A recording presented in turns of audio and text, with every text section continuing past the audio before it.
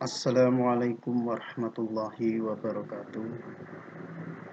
Anak-anakku semua, siswa-siswi Madrasah Sanawiyah Al-Yakin Bungkungan, khususnya kelas 7.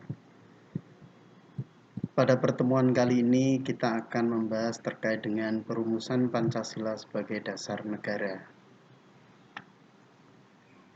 Bangsa kita Indonesia mengalami sejarah yang sangat panjang dalam melawan penjajah, baik itu oleh Belanda maupun oleh Jepang, seperti kata pepatah, lepas dari mulut harimau masuk ke mulut buaya.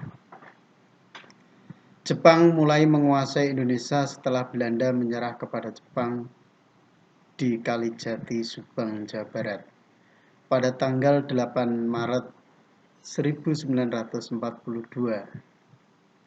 Dengan semboyan Jepang sebagai pelindung Asia, Jepang pemimpin Asia, dan Jepang cahaya Asia.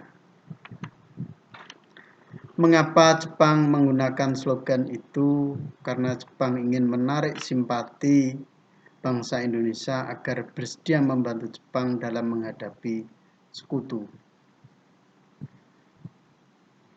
Karena pada waktu itu terjadi Perang Dunia Kedua antara blok Barat dengan blok Timur. Untuk menarik simpati itu, maka Jepang akan memberikan kemerdekaan kepada bangsa Indonesia. Untuk memenuhi janjinya, Jepang membentuk Badan Penyelidik Usaha Persiapan Kemerdekaan Indonesia atau yang lebih kita kenal dengan BPUPKI yang dibentuk oleh Jepang pada tanggal 1 Maret 1945. BPUPKI disahkan pada tanggal 29 April 1945 dengan ketua BPUPKI adalah Dr. KRT Rajiman Widyodiningrat. Sedangkan wakil ketuanya adalah Ichibangese Yashio, ini adalah orang Jepang, dan RP Suroso adalah orang Indonesia.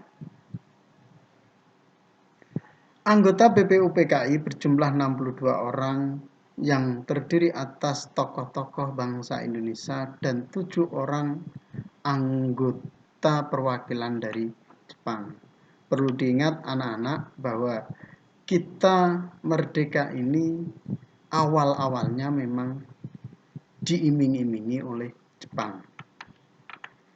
BPUPKI mengadakan 2 kali sidang. Sidang yang pertama adalah dilaksanakan pada tanggal 29 Mei sampai dengan 1 Juni 1945 yang membahas terkait dasar negara. Pada sidang kedua berlangsung pada tanggal 10 sampai dengan 17 Juli 1945 dengan membahas rancangan Undang-Undang Dasar yang bertempat di gedung Chow Seng In. Gedung ini sekarang ini dikenal dengan sebutan sebagai Gedung Pancasila. Perlu anak-anak ingat bahwa persidangan BPUPKI ini terjadi 2 kali. Di sidang pertama itu mulai tanggal 29 Mei sampai 1 Juni. Di sidang yang kedua yaitu tanggal 10 sampai 17 Juli. Ini pembahasannya beda-beda. Ini yang perlu diingat oleh anak-anak. Bahwa sidang pertama terkait dengan dasar negara dan sidang yang kedua ini terkait dengan rancangan undang-undang dasar. Di sidang yang pertama, beberapa tokoh pendiri bangsa kita mengusulkan mengenai dasar negara Indonesia merdeka.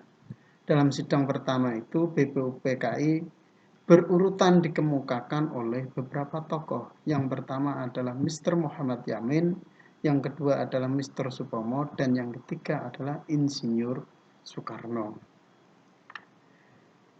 Pada tanggal 29 Mei 1945, Mr. Muhammad Yamin mengusulkan rancangan dasar negara Indonesia merdeka adalah sebagai berikut.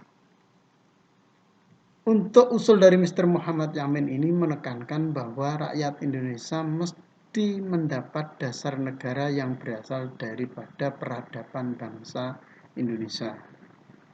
Perlu anak-anak ingat bahwa Indonesia adalah orang timur, maka kita harus berpulang kepada kebudayaan Timur. Tetapi kita tidak berniat atau lalu akan meniru sesuatu susunan tata negara dari luar, tidak. Kita bangsa Indonesia masuk yang beradab dan kebudayaan kita beribu-ribu tahun umurnya. Kebudayaan kita itu sudah ada sejak nenek moyang kita.